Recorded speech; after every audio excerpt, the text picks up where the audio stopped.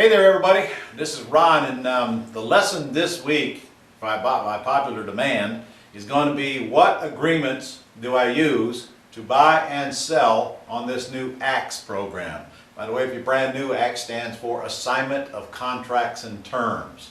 So I'm just going to go through what agreements you use. I am certainly not going to go through each and every agreement, but I want to make sure everybody's clear on what to use. Now, if you will look here, this is the front page or your membership page of your Gold Club membership site. Now, if you're watching this and you don't have a Gold Club membership, you've got to go to ronsgoldclub.com, sign up to be a member, and then you will get a password to get on a site like this. As you can see, this is Debbie's site. She's the one doing the filming here today. Debbie's got 91 points. Debbie can trade in on something that she wants to buy out of the system.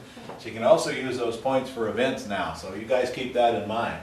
All right, so here, what we did is we hit the resource button here, right there, and that brought us to control without, well, that brought us up to, you know what, why don't we go back and actually show them. Let's go back.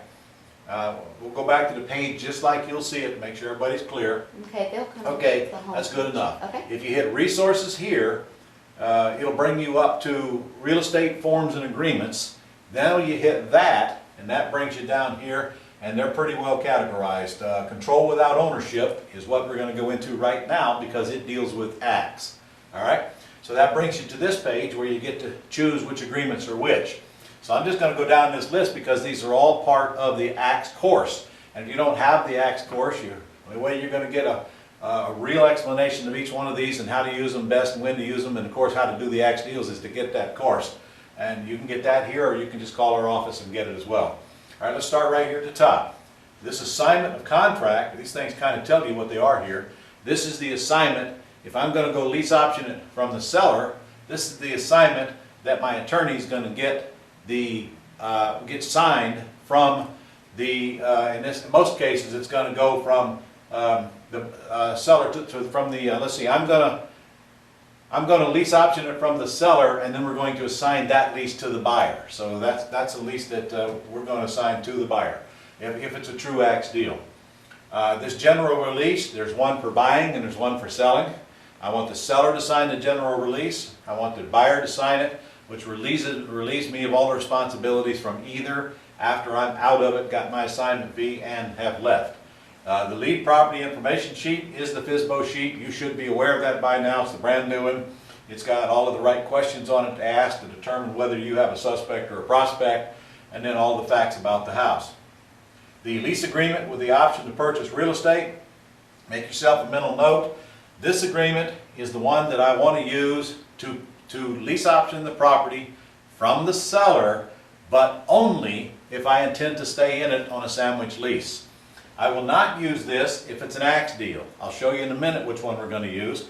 On an ACTS deal, I use the same agreement with the seller as I do with the buyer because I'm going to assign that agreement and I'm going to be out. Whether it's a sandwich lease deal, they're definitely not the same agreements. We don't buy like we sell.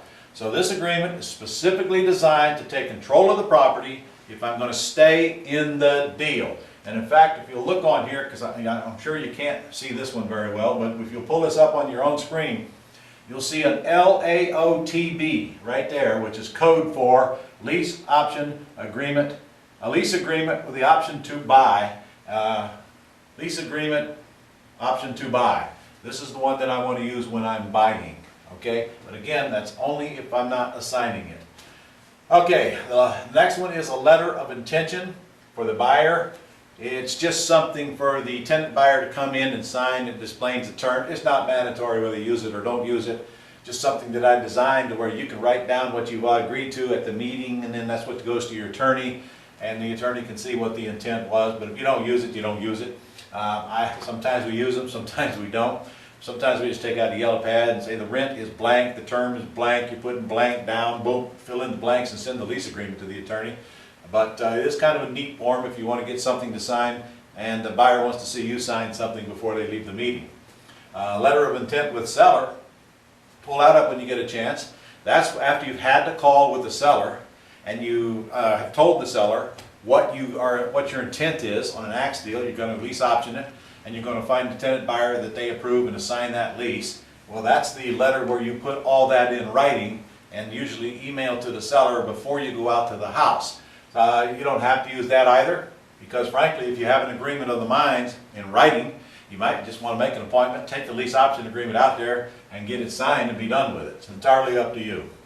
All right, notice of real estate option agreement.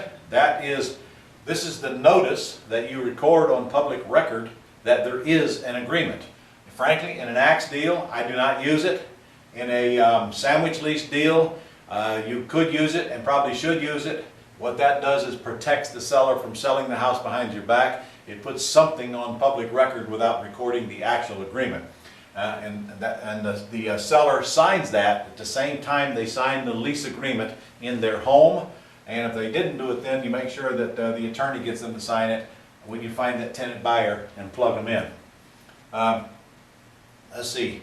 This seller script to capture mortgage information, this is the script that you and your VA can use if you're having trouble getting the sellers to give you the mortgage information. You know, when you call them and they say, well, that's none of your business, that's the script you just read. I'll tell you, it's a very effective script. So if you just pull that out of there and read that, pretty soon you'll have it memorized and you won't have any trouble getting the seller to give you the mortgage information. And by the way, if you can't get the mortgage information, you know you got an unmotivated seller anyway, so you've learned what you need to learn. Just whack them and get them out of your life.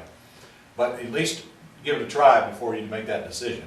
And I can tell you that your VAs are going to need a little bit of training on this now, because this is one of the hardest things for them to get over, and that is how to respond when people say, well, it's none of your business. The script will do it for them, but you've got to make sure that they're actually using the script, not just giving up too quickly before they try.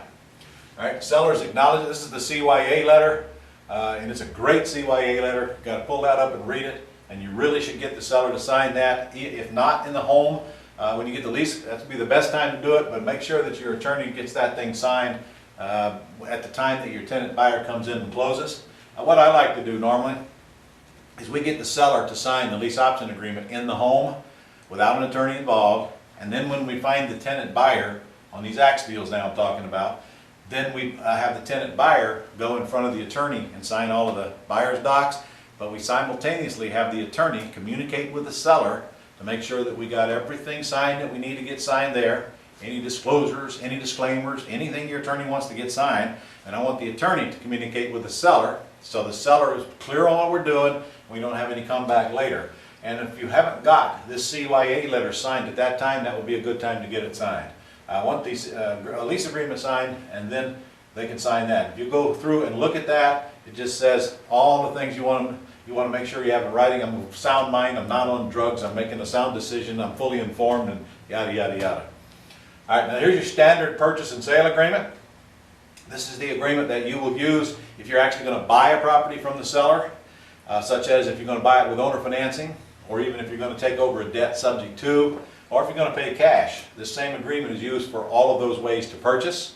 And if I'm going to sell a property to a buyer, such as I'm going to sell it to them with owner financing, or I'll sell it to them with cash, or if I'm going to sell it to them with bank financing, that same agreement is to use to buy and sell the properties with. So it does have a place when we're controlling without ownership as well, because sometimes control without ownership means get a contract signed that includes some seller financing with the seller and assign that contract to a buyer. It's not a lease purchase. I'm just assigning my right to buy with owner financing, and that's a big, big part of axe deals as well. All right, now here we are down here at this bottom one, and this is probably the most important ingredient in your whole control without ownership course, so I'm going to let Deborah pull that up just to make sure you're clear on what it looks like. This is the agreement that you will use to install a tenant buyer, period. If you're doing a sandwich lease and you're leasing it with the option to buy, and then you're installing a tenant buyer, this is the lease you're going to use. If you're doing an axe deal and you're leasing it from the seller and you know that you're going to assign that lease, this is the lease you want to use. If you see a table of contents like this, you know it's the lease used to install the tenant buyer. Do not use this lease if you're leasing it from the seller and you intend to stay in the deal. That is not what this lease is designed to do. This is designed to protect the seller when putting in a tenant buyer. So if you are the seller, because you're in the middle, use that. If you're going to do an axe deal, then go ahead and protect the seller, because this one is definitely seller prone without going off the edge. This has got the late penalty in it, 10% after 5 days. It's got the provision in it that the tenant buyer does all of the repair work, and that it's not assignable, and all of the things that you would want in there if you were the seller. So that's about it. Now, all of these forms, you can spit them out in blank, or you can fill them in right here, and then go back, if you will, and pull up, go back again, and you can send them right over to your attorney completely filled in, which is what we do. Oh, let's just take the, I don't know, let's take one where you take the option to purchase and pull that up. You'll see that it'll come in two forms. It'll be either fillable here or downloadable. If you want to do the fillable, go ahead and pop that up, and you'll see what kind of format it pops up in, and allows you to fill in the blanks. And by the way, give us your comments on these. See, you got comments down here? Tell us how much you love the forms. If you hate them, don't give us a comment. All right, see, you have to fill in the blanks. Of course, it doesn't look like that when you print it out, but this is designed for you to use this ongoing resource to fill in the blanks and just email it over to your attorney. So I think we covered it. That's it. That's what to use and when to use all of your axe agreements.